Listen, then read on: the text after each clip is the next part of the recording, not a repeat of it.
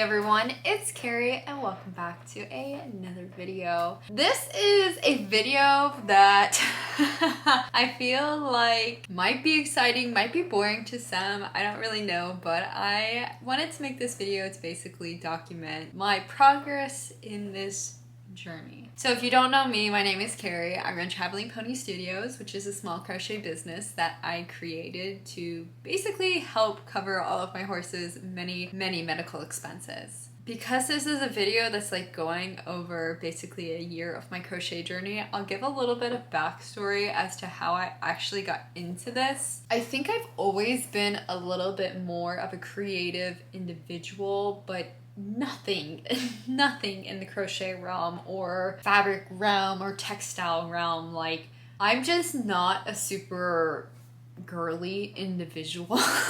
So I never got into crochet or knitting or any of that type of stuff when I was young. I instead, when I was much younger, was really into Breyer horses, and I used to make like little halters for Breyer horses when I was like 8 or 9, and I would make these halters out of like rose grain, I think it was rose grain ribbon or something, some type of ribbon, and I would make like all the buckles and all this type of stuff, and I would sell them on like eBay. eBay was a really big thing back in the day. So I would sell these little Breyer horse halters on eBay for like $3 or something, and that's kind of how I got into the entrepreneur type of, I guess, realm of the world. Alongside that, I was always very big into writing. Not necessarily writing, everyone knows that I ride horses, but writing. I was just always into it. I hated grammar, I hated spelling, all that type of stuff. I also have a little bit of a speech issue. I try and like really edit to hide it, or like I take my time when I speak on camera and everything, but if you ever hear me mess up words, it's not because I am like meaning to, it's because I've had to go through speech therapy, just like all this type of stuff. So sometimes things just don't connect. But I was very big into writing. I would say school was decently easy for me. So instead of studying when I was in school, I would basically write novels. They weren't good because we're talking like 6th grade. I actually skipped grades when I was younger, so I was younger than everyone else in my class. I mean, I can't remember exactly how old I was when I was in 6th grade, because that's like really quite long ago. I would write these novels. I would color code them. So like every time one character spoke, they would be like pink, and I would change the pens out depending on like, I guess, whose point of view I was going in, or like who was speaking and whatnot. And so when I was at the school, I would try and sell my writing. So I've always been just like trying to do things. For a while, I was actually painting model horses, and you might not know this, but you can actually show model horses, which is basically like, you know, you attend these shows and whatnot. You can qualify for national competitions. I used to do a lot of my painting work, and I painted mainly in airbrush, pastels, and acrylic. I was starting to dabble into oils. I stopped painting a lot when I ended up moving much later on in life, and then I also got really busy with like writing and everything. I've had my, I guess you could say, hands in the creative side in terms of stuff like that, but crocheting was just so out there. My horse ended up having a fairly major surgery in the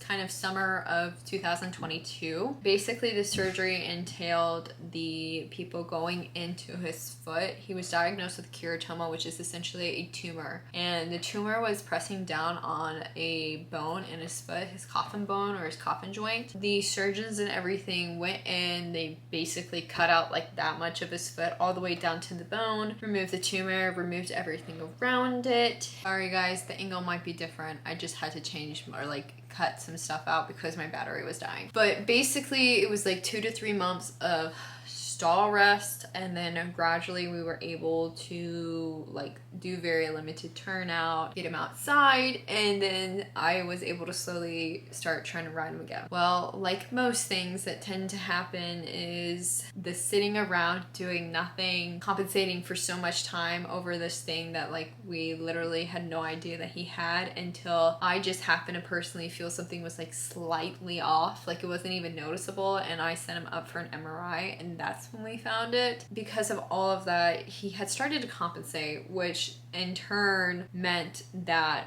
after he had sat for so long, lost muscle, couldn't go outside, and then when we were rehabbing him, a lot of the rest of his body started to have issues. And it's kind of sad because before that all happened, I was doing a lot of stuff with my horse. I mean, I was showing, I was doing like really big jumps and all this stuff, and we were going so well. And then ever since this surgery, it has been a lot of down, a lot of things that just haven't gone right. So I'll get him going for like a couple of months and then we're lame, or it's just a never-ending cycle with horses. So during this downtime, I had stopped teaching because I actually turned professional in the equine industry when I turned 18. I had a fairly large group of clients. I wanted to take them to shows and everything. They wanted to go to shows, so I needed to go pro. I turned pro. Fairly soon afterwards, I started to kind of realize that maybe it was not for me. When I had all my clients at a separate barn, everything was fine. But then when I opened my own barn at my own house, it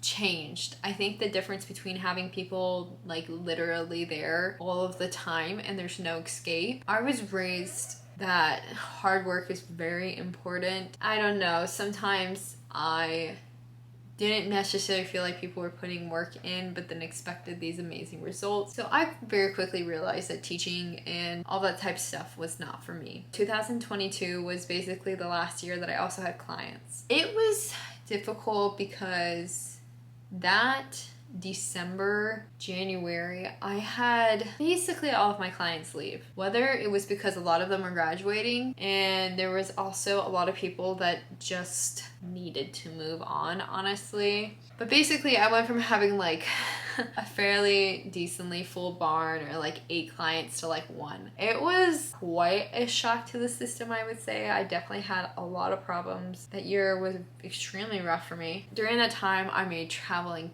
Pony. So the Traveling Pony was the original thing. I had a blog and a podcast that was more equestrian themed. My podcast is still up, I think, on like Apple Podcasts or something. So basically I would like talk about my thoughts. I would also get other professionals in the industry to come in and have discussions about topics in the equine industry. I would get vets, farriers, all these type of things of people on. And I did that for quite a while. After a while, I realized that I did not necessarily love the editing side. Even when I do these YouTube videos, I think editing is honestly the hardest thing for me. I love recording and I love being on a camera, but in terms of like sitting down and dedicating hours to editing, it's a little bit more rough for me.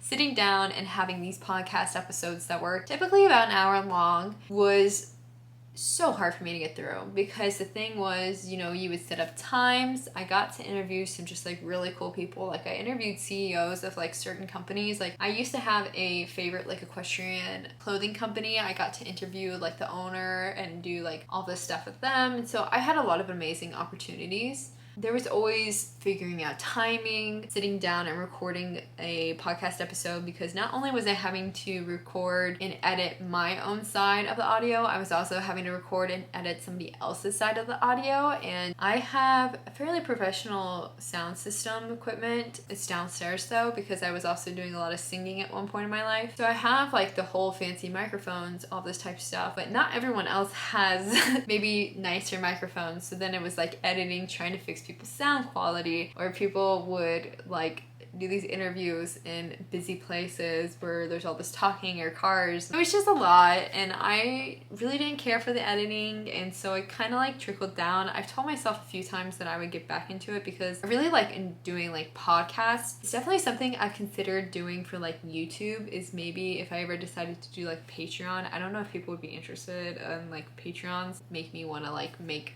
more patterns and stuff, or to have like a tier or whatever where you get like free plushies every month. But I was thinking like podcasts and doing like more live streams for like people, but that's just a thought. I don't know if anyone would actually be interested in it. I get really nitty gritty on podcasts. Like, you think I get nitty gritty on stuff like this on YouTube? I express my true honest feelings.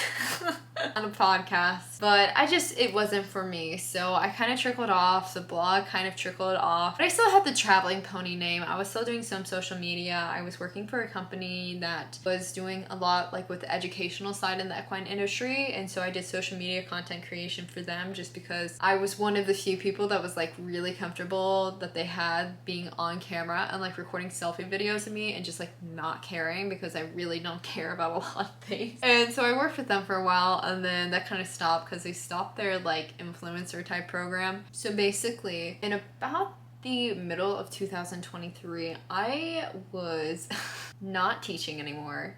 I didn't really have clients at all. I had taken like a few small training things with like horses, like training the horses. That lasted like 2 or 3 months. I took on a horse to sell. I sold the horse. So I was not really doing anything with the horses. I dropped the blog and podcasts. I had dropped pretty much everything else. And so I was just kind of like sitting around wasting away, if I'm being honest. And I've said this before in other videos, like there was a lot, many times where I honestly just like didn't want to be awake half the time. Like I would wake up and then look at the clock and then count down the minutes until I could just go to sleep, because I just didn't want to be like existing. I don't know if that makes sense. I was having a lot of rough times. So like me, typical me, I got really like hyper focused on trying to do something. So I decided to do jewelry, which still to this day I'm always surprised that I got so hyper focused on it, because I don't know if you've noticed, like I don't have my ears pierced, I never wear neck jewelry, I don't wear bracelets, I don't even dress up. Like I'm a tank top pants type of girl every day, but I got really fixed on jewelry. So I started to do polymer clay jewelry. I didn't really sell anything. I did like the whole Etsy thing. I did all this type stuff. I got all of this jewelry ready to go for my first ever market. And I went to the market and I actually sold, I think, one thing. And it was to another artist that I'm still friends with to this day and still talk to. I think she kind of saw me and I was just like sitting in the back, like not selling anything, and she bought something. When I went home that day, I kind of decided, I was like, you know what? I don't know if this is going to be necessarily the thing that's going to work for me, because my mindset has always been very business, money focused. And that's kind of what propels me forward, is just constantly thinking of like what new businesses, what can I do to make money? I like to see a return sooner than later in some regards. So I think that was a problem with like podcasts and all this type of stuff, was I was recording all these episodes, putting all of this time and energy and effort into it for months, but never actually getting anything out of it. So I wanted to do something where I could make something and then turn around and be able to sell it. And then the same thing with the jewelry, is I was spending a lot of time like doing all the baking and the sculpting and the sanding and painting and assembly, but not really seeing a return. I went to Michael's and I was getting some clay, and it just happened to have yarn on discount, and for some reason I was just transfixed on trying to get the yarn. All of my parents were like, don't do it. They were like, no, do not buy it, because of the fact that like I just bought all this stuff for like clay and jewelry, and I was already like dropping out of that. I just kind of take hobbies on for like a couple weeks and then I just drop them and abandon them. So it was very much like, no. And I was like, you know what, you're probably right. Except I went back on my own when nobody else was around and got the yarn. But what I did is I ended up getting a lot of discount yarn. I knew nothing about crochet. I knew nothing about yarn. I knew nothing about hooks. Like, I just absolutely knew nothing in general. But I bought so much yarn. They were all discounted yarn, and honestly, I don't even think I have used any of that yarn, because it's all like wool and cotton and burlap blanket. Just like all of this yarn that I just do not use. So I still have it all. But I got all of this yarn, and then I went home and I was like, you know what?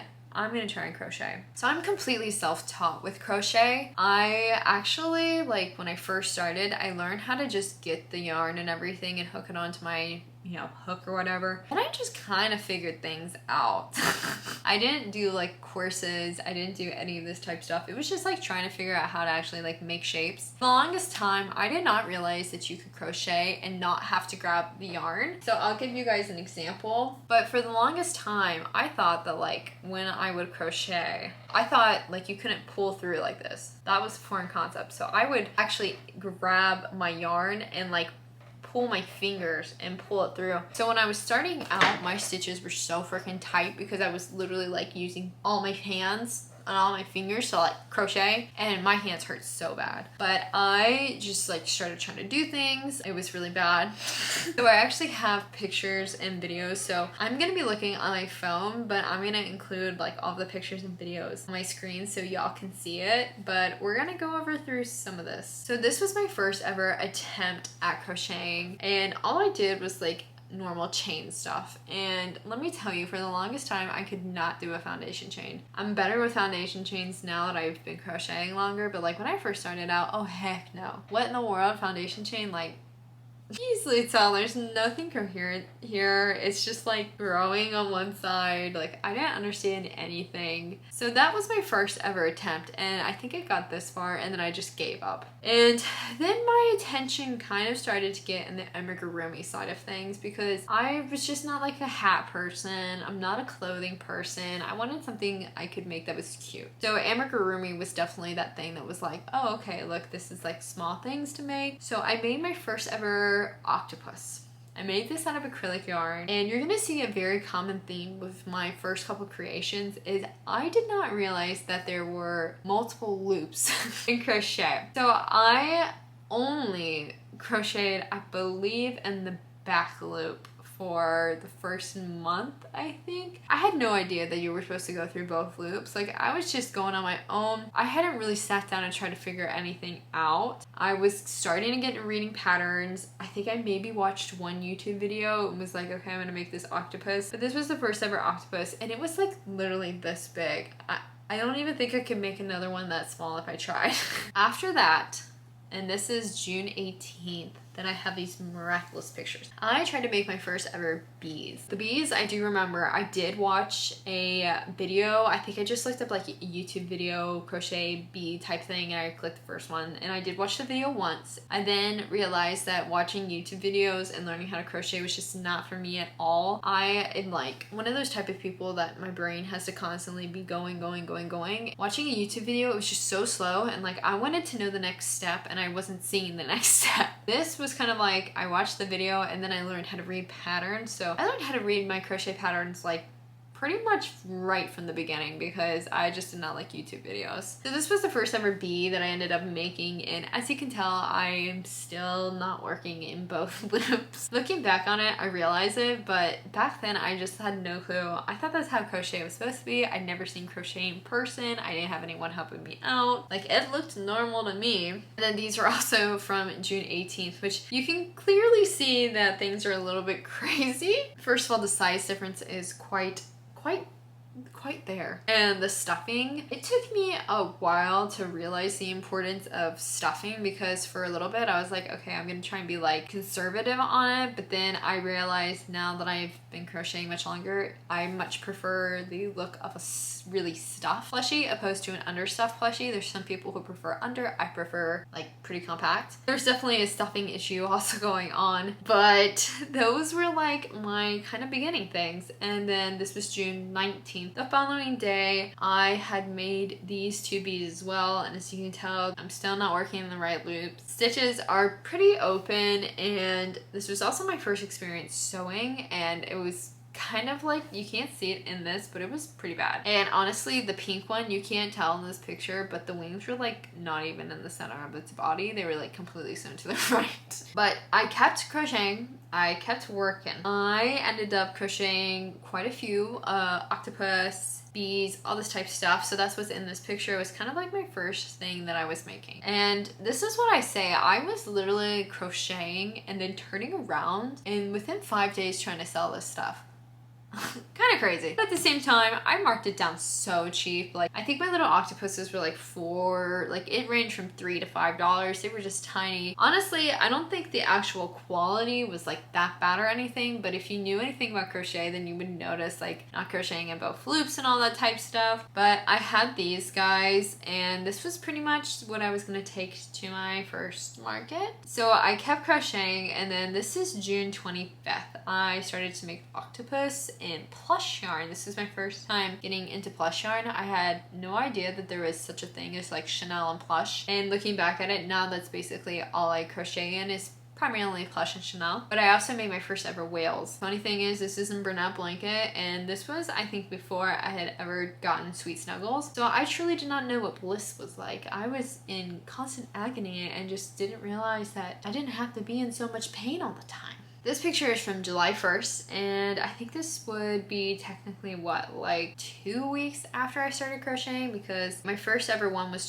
June 18th. So this was July 1st, and I was still trying to sell my earrings and everything, but they really were not selling. I don't even think I sold any after the first pair sold or whatever. But you can tell I had been focusing a lot on bees, octopus, whales, and then I also was starting to get into like doing the little mushrooms and stuff. Still not crocheting in the correct loops, but still trying.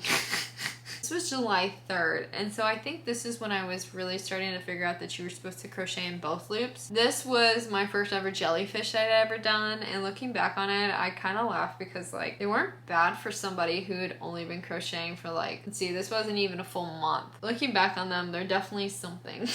The eye placement is just totally different than how I would place them now. I would probably honestly use much bigger eyes because I'm just a big eye type of person on my amigurumi. But it was a try, and I think I actually ended up getting like an order later on down the road because of these jellyfish, because somebody liked the purple one but wanted it with like baby safe eyes. July 14th, so this is 11 days afterwards, I was really starting to expand a little bit.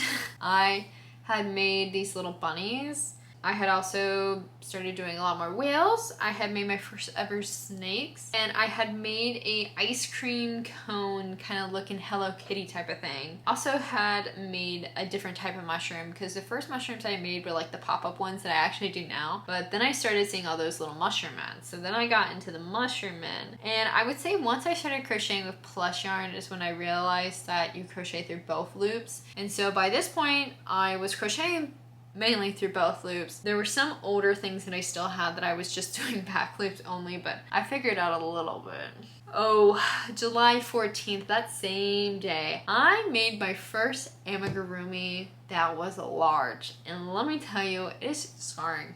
I was so happy when I had made it though, because like I said, so this is probably like a month after crocheting that I had done this. Because like I said, first day was June 18th. So actually no, this wasn't even a full month. I had made my first large project, and I stayed up late to do this. I don't know why, but I didn't know how to stuff the thing, so it ended up having the floppiest neck ever. I had no clue how to sew, so I was just kind of placing things at random. I had never actually sewn this much, and the horn is kind of atrocious because I followed the pattern, but then it ended up being like massive. I don't even know. But I was so happy, and I was like, please come take a picture of me with this giant thing.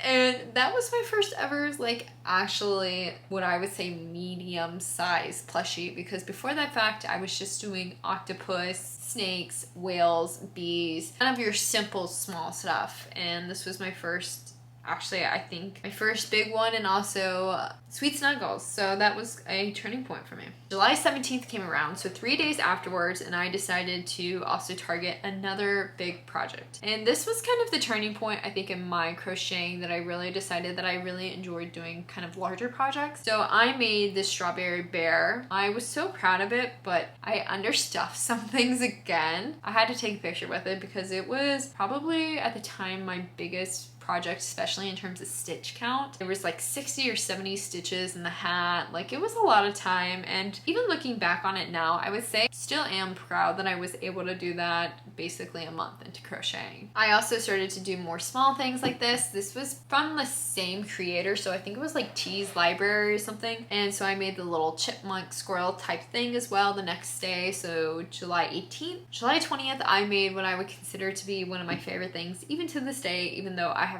not remade it, and it was my bee bear. I ended up actually crocheting wings and added it to the bear. The original pattern did not have wings, but I wanted to make it, and I absolutely adore this thing. I do not have it anymore. I actually don't have pretty much anything from when I first started crocheting, just because what I would do is I would go to markets and I would price them so stinking cheap. And like I said, for somebody who maybe didn't know like what it was supposed to look like, they still absolutely loved it. I ended up selling this, and I think this was actually like my first what I would consider to be like larger priced item that sold. I think I sold it for like $50 or something, and that's kind of when I got in my head that like maybe I should continue to try doing this, because maybe I could make some money to help pay for my horse's medical bills, because at this point in time my horse was going through a period of time where nobody could figure out really what was wrong with him. I was having university vets come down. We were doing all types of diagnostics, ultrasounds, x-rays, blocking injections, just like all this type of stuff, and nobody could really have an explanation for what was going on. So I really wasn't writing, I really wasn't doing anything, and I was having all these bills that I had to pay. Now all of a sudden something came in my life where I was like, okay, I enjoy this creative outlet and people are starting to take an interest in it. I'm gonna buy things. July 21st, I ended up also making, so this would be the next day, I ended up making this elephant, which is pretty stinking cute, and it's from T's Library as well. That's kind of, I think most of her stuff she does in acrylic, so I did it all in acrylic, but you'll definitely start to see a change where I went from doing a lot of acrylic to a lot of plush yarn, because as I started to do more markets, people seemed to gravitate a little bit more towards the plush yarn in my experience. So I started to switch more to plush than I did acrylic. I still do acrylic, but a lot of times the acrylic yarn is per request, or if I'm doing custom orders, I use a lot of acrylic. July 24th was my attempt at doing one of these baby bunnies, which I still do this pattern now. And July 26th was my first ever custom order, which was very exciting. I was asked to make this unicorn that had like rainbow mane, purple and body like base, and this was the same pattern as the unicorn I'd made earlier. So I had made some changes to the pattern, done some things different. Definitely could tell an improvement between the two, and that was basically within 14 days of each other. I could definitely see the improvement just in general of my crocheting and sewing. This is July 31st, and this was at one of my farmers markets that I was doing. So as you can see, my setup is slowly increasing. I look back on this and I see what my setup once looked like, and it's so funny because I just can't imagine my setup looking like that now.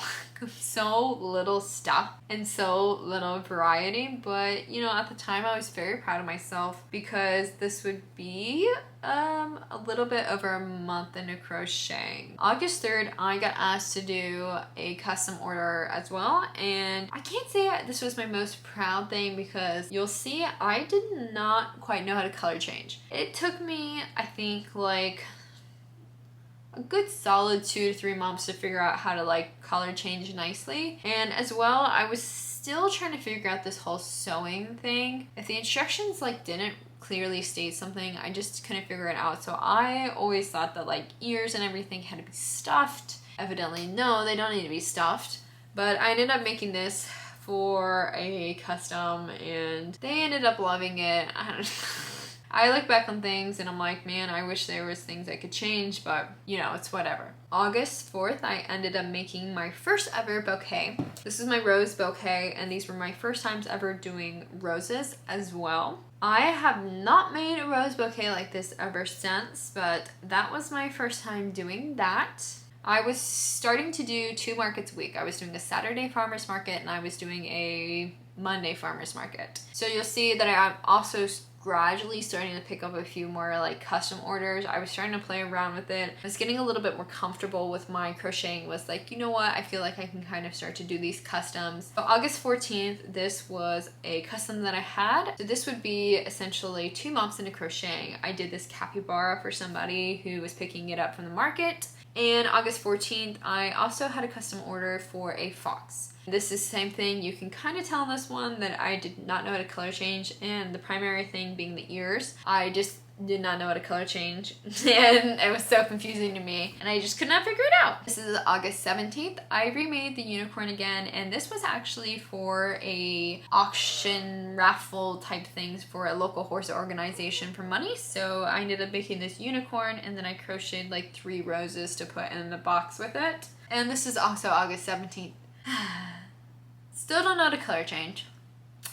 And that dang cat, I refuse to ever make another cat like it ever again. That's all I want to say about that pattern. August 30th was my first time ever making my sunflower bee bouquet, which ended up becoming probably one of my most popular flower bouquets. So this is August 30th, and I'm still pretty proud of this one. I have not been able to make it the same since, but it photographed very nicely. So this is September 4th, and as you can tell, my setup is gradually changing. I started having 2 tables. I had more items, like I was bringing my flower arrangements, I was bringing larger items, and at this time I also had a book that started to include some of my items that I had made previously, and still to this day, to this market, I use this book to showcase all of the items that I have made in the past for people and can't make. September 7th, I got another order for a bee bouquet, so that's what you see here, and I ended up finding this really cute sunflower vase from like TJ Maxx or Home Goods or something, and used that. September 8th, I made my first ever college football bouquet. This one was for Clemson Tigers, and I don't actually make this flower anymore because after this experience, I realized that I really didn't care for these flowers because they like to curl up a lot. Even when I sewed yarn through the back of them, they still curled. So my future college football bouquets that you guys will see do not contain these flowers. But I was proud of myself because I freehanded the tiger, and I can't remember if I freehanded the football, but I know I did the tiger, and I was like, okay, girl, like, whoa. September 11th. So this was less than 3 months basically. I did my first ever sunflower cow, and I still use this picture of the sunflower cow on a lot of my social medias, like when I apply to markets, just because I don't know, I just love it. It looks so cute. It was like my profile picture for the longest time, and I feel like after seeing this one, I kind of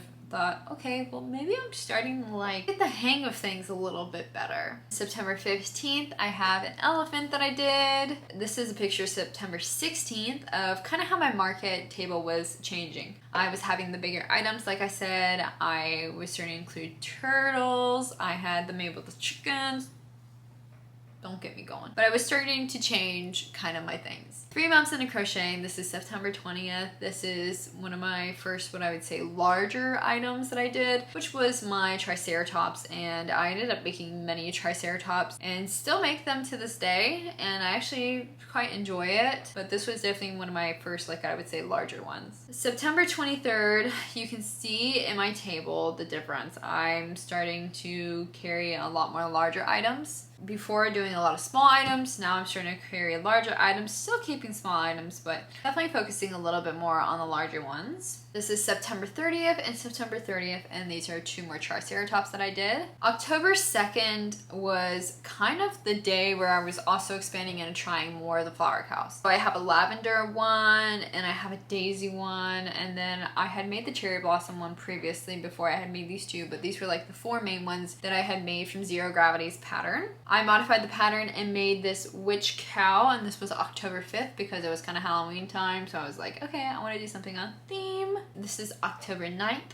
doing an elephant. This is also October 9th, and this is another triceratops, and you'll see these patterns are from Crochet Grove, I believe. This was my first time ever doing a snuggler, and this was October 10th, and this one threw me in a doozy because I just could not figure out how to do a snuggler. I was crocheting everything wrong, with the body, like flipping the head. I was doing it all inside out, so I had to keep repeating it. It was really frustrating. And the nose was really frustrating, trying to get it sewn so it looked like cohesive. And October 17th, I have my first ever gnome.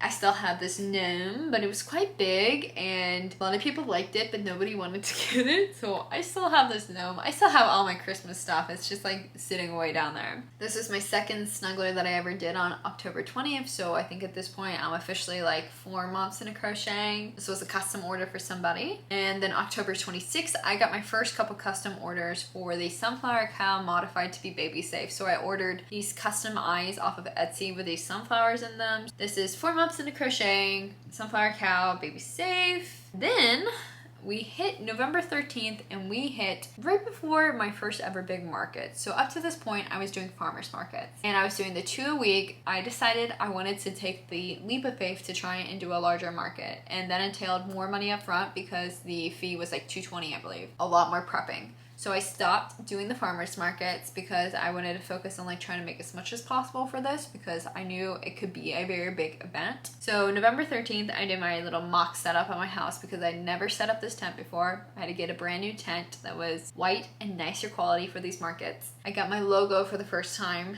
and I needed to have a lot more like boxes and like dimensions to my booth because before I was just putting out like a table in front of my car. This was like a legit market.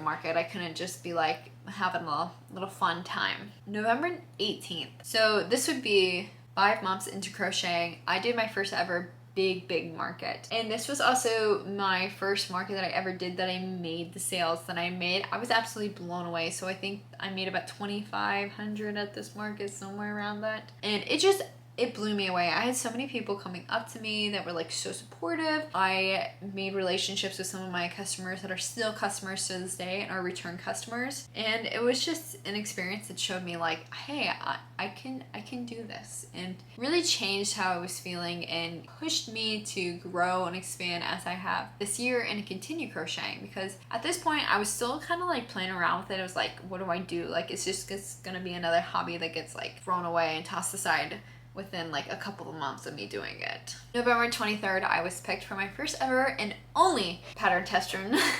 I have never been picked again to test a pattern, but I was picked for this little gnome and I ended up gifting it to my grandmother for Christmas and she absolutely loved it. Now we hit, after this big market, I decided farmers markets, I'm not doing it. I needed to just figure out like if I was going to keep doing larger markets. I just did not need to be doing 2 farmers markets, and especially with us entering winter time, no. I was like, I'm done with it. Cold, rainy, windy, too much. But we were entering into December, and so what I ended up doing is I took a lot of custom orders on for December. So this is the first one I did. November 28th, I made the Unicorse puppet from Bluey. This was for a repeat customer, and still to this day, it's probably one of my big repeat customers and one of my favorite customers. They are just like absolutely amazing. So I made the Unicorse puppet. This was my first time doing a puppet and first time doing something like this size. Like, it was quite bulky and I didn't realize that. After that, I had 2 horses I ended up doing. This is the one that I have on my phone right now, but this is December 4th. And this was a custom portrait of a horse that was lost in a fire, and actually my first ever horse that I had owned. Her name is Babe, and I had sold her to the barn that I used to be at, and then there was a barn fire that tragically killed most of the horses, and she was one of them. So a friend of mine wanted to get this custom made of her, so that is what this is. December 6th, I made this goat Lovey for a family member for Christmas. And then December 13th, these are 2 bunnies. And oh my gosh, guys, these are probably one of my bigger bunnies. Like, these things are absolutely massive. Like, they were about this big, like huge. And I had to get special bags just for them, and they were heavy. Oh my gosh. I had to sew them in acrylic yarn first and then go back through with Chanel because they were massive. I don't think I've ever crocheted anything that big besides the wolf that I've done. This is December 19th when I was finishing up a Christmas order of these adorable little truck for a friend and their little boy. December 24th, literally the night before for Christmas. I did my first ever doll, and this was for my brother, and I did it in acrylic yarn and did not realize that usually you do cotton yarn and usually use a smaller hook, and this thing was pretty big too, but it had bunny ears because it was after one of his favorite characters, and it had the whole outfit. And I actually had to freehand a lot of things because I couldn't find anything that was like identical to his character, so it was a lot of fun. It was a lot of work. Oh my gosh, I want to make another doll, but definitely getting the correct yarn next time because woof, it was too big. I ended up getting custom order the 25th of December for 5 bouquets, college football themed, that needed to be done by December 31st or January 1st. So, wow, that was a lot. So, here are the 5 college football bouquets that I did. I did this one for Ole Miss. I did one for Alabama. I did one for Tennessee. I did one for Auburn, and I did one for Georgia Tech. All of these bouquets included about, I would say, 6 to 8 flowers, a mascot, and a football. So I had to get those 5 bouquets done essentially in 5 days. I was going crazy. December was officially my 6th month of crocheting. Coming around into January, I decided I wanted to try and make my first ever pattern ever because I wanted to have something that was a smaller mini cow that I kind of liked and didn't require a lot of sewing. So I made my first ever pattern, and that was January 1st and January 8th. And I was finishing the pattern up to be published, and I made my favorite flower crown cow to this date, and probably my favorite mini cow I've done. This is a custom order that I did January 16th, and this was of the same horse in a lovey and then the other horse style that I do. January 17th, I painted my first ever eyes and have not painted any since because I just have not had time. This was January 21st, and this is when I made my Hughie cow, which is my second pattern that I've ever made. And then now we're skipping because you're gonna see that I don't really take a lot of pictures anymore. I'm really bad about the pictures. I'm trying to get better at like taking things as I go, but I just don't remember very much. But this is March 6th. This is my first ever bunny that I did in this style because I was not crocheting during Easter time last year. So I was kind of getting into doing the bunnies, all that fun stuff, because I knew that my first market back in March. Another big skip. This was my kind of Winnie the Pooh type of bear that I did on April 19th, and I still have this one. It's pretty big, which is why I still have it, because I had to price it like pretty high, but I still have it. And this is April 20th. This is my 3rd big market, I guess you could say. I would honestly say my 2nd big market, because my March market was just like a farmer's market but more expensive. So this was like my, we'll say 3rd, but I would say 2nd big market. And you can already tell just the difference in the items I have, the difference in the amount of items I have, even from like my November market I did. It's kind of crazy to see the difference. This is my biggest, I'm gonna say, kind of custom order that I did in terms of size. It was very difficult too, I'm not gonna lie. But this was my Howling Wolf that I did April 16th as well. I don't want to forget this one because I almost did. But this was a custom order. It ended up being 2.5 feet tall. It was massive. It was heavy. It was so difficult to sew together. And it was also probably one of the most complex patterns that I've ever read in my life, because there was so much that I just like had no idea what any of it meant. So it was a very challenging pattern for me to figure out. May 11th, I did my first ever 2-day market. This was also a great experience. It was much further away from where I typically do my markets. It was like 40 to 50 minutes away from me. I got to see a whole different crowd. I still had repeat customers come back and drive 40 minutes to come see me. It was crazy. But it was my first ever 2-day market and my best market that I've had yet, because I made it go close to like $3,500. But it was an amazing experience. And another thing, it was so crazy even then to see like the difference between like my style and how much I had even from the April market. May 18th, I did these 2 custom orders for a turkey lovey and then a Winnie the Pooh lovey. And then May 22nd, I did another custom order of 2 little chihuahuas. May 25th, I ended up opening up my first storefront. This was crazy because I was trying to get in a store last year, but honestly, it's kind of good that I didn't, because I probably shouldn't have been in a store last year. So I ended up finding a place and I opened my first storefront up May 25th. And then this is my June 9th picture from my market that just occurred. So I think all in all, that can kind of show you guys the difference between my crocheting. Like I said, when I first started out, I did not know anything about loops. I didn't know anything about tension, hooks. I just kind of blindly went into it and just kept making as much as possible. I think when I was starting out, I was crocheting like 8 hours a day. I was crocheting to the point where I was physically in so much pain, but I just had such a big drive to try and figure this out because I really wanted it to work. Now it's crazy to look at the fact that in just a year's time, I have been accepted into a numerous amounts of markets, some being larger than others. I have repeat customers that support me. I have a YouTube channel where I've hit 2,000 subscribers, which is crazy. I have a storefront, and I also have a second storefront that I am opening up on July 15th. I do markets every single month. I'm monetized by YouTube. I've had the opportunity to work with some brands. Just all this crazy stuff that's happened in a year. It's honestly so hard for me to even put my head around because, like I said before, I started crocheting that one day, June 18th. I had never even picked up a crochet hook. I'd never even been interested in crochet. And now I have been able to make this small business that I really hope to continue to grow, and hopefully can continue to try and figure out how to make it a full-time business that can support me and also continue to support my horse, because to this day, he still has so many issues. But I don't want to go too much further in this video because I already know it's going to be hecka long. So I'm going to record this nice little outro, but I just want to say a huge thank you to everyone who has been so supportive of me. I can't believe everything that I've been able to accomplish in a year, and I'm so grateful for the people who allow me to be able to even try to do something like this. So I want to give a huge thank you to all of you guys who watch my videos, who support me in any way possible. It truly does mean so much. I'm very excited to see where this year takes me. Hopefully I'm crocheting again next year and I can make a 2-year video, and I'm hoping to possibly expand more and trying to do maybe a convention, an actual anime convention. Also trying to get to wholesales, and then playing around with these stores, hopefully getting to the point where I can also focus a lot more on my online sales and maybe not do as many markets, because it is definitely difficult because I now do have a full barn and I'm managing and running and taking care of a barn alongside doing this. So let's just say I get up at like 4:40 every day and I go to bed like 10:30. Like, I'm running a limited amount of sleep. I honestly don't do anything except horses and crochet. I might leave my house once a week. That's kind of a thought.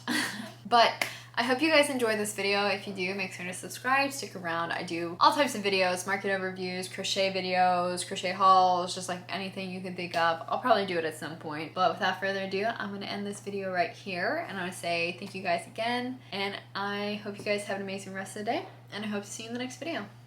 Bye!